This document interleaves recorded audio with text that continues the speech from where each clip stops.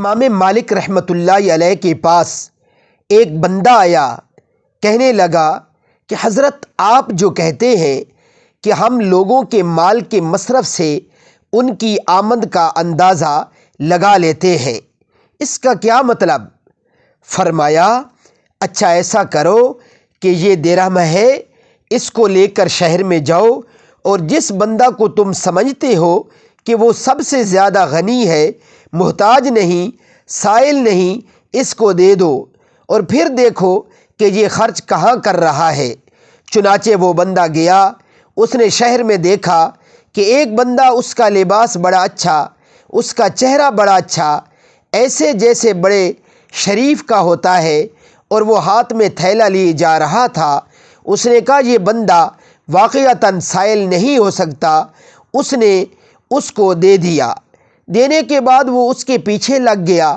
اس نے عجیب بات دیکھی کہ وہ بندہ ایک گلی میں مڑا اور تھیلا گلی میں پھینک کر ایک دکان کے اندر گیا، وہاں سے سودا خرید کر گھر کے اندر لے گیا۔ اس نے جا کر دروازہ کھٹکھٹایا۔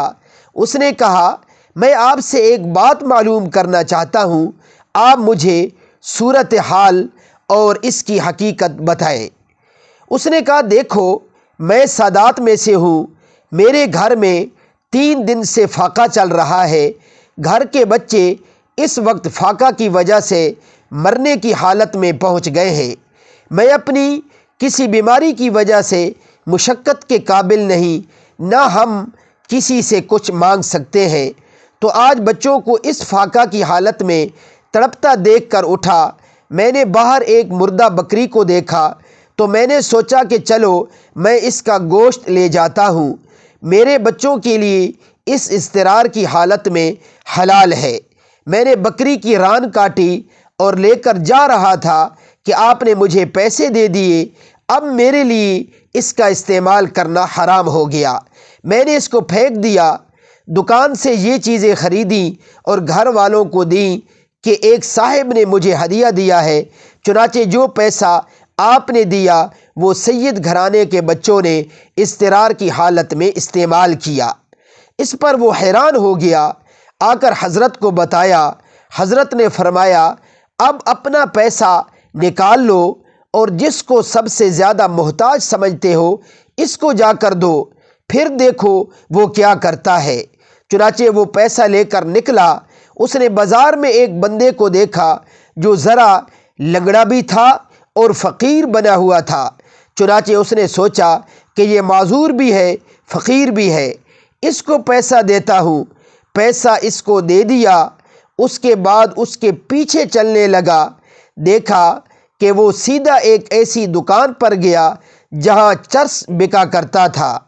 اس لنگڑے نے اسی پیسہ سے کچھ چرس خریدا۔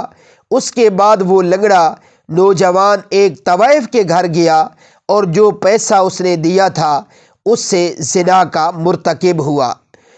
اس نے اس سے پوچھا کہ تم نے کیا حرکت کی؟ اس نے کھلم کھلا بتا دیا۔ اس نے آ کر کہا کہ حضرت آپ نے سچ کہا، میرا پیسہ مشتبہ تھا، میں نے اپنی طرف سے صحیح بندے کو دیا لیکن اس نے اس کو گناہ کے کاموں میں استعمال کیا، جبکہ آپ کا پیسہ حلال تھا۔ میں نے ظاہر میں ایک ایسے بندے کو دیکھا جو غیر مستحق تھا، مگر اللہ نے آپ کے پیسوں کو اچھی جگہ پہنچا دیا۔